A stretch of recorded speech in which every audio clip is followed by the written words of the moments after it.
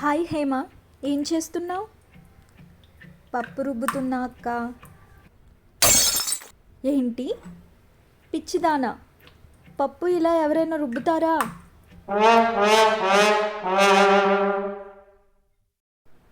Wait, ఎలా రుబ్బాలో నేను చూపిస్తాను, ఆగు. చూడు, ఇలా రుబ్బాలి, అప్పుడే బాగా నలుగుతుంది. ఇన్ కేస్ గట్టిగా ఉందనుకో, అప్పుడు లైట్గా వాటర్ కలుపుతూ లూజ్ చేసుకోవాలి. అర్థమైందా? నాకు ఒక డౌట్ వచ్చిందక్క. ఏంటి?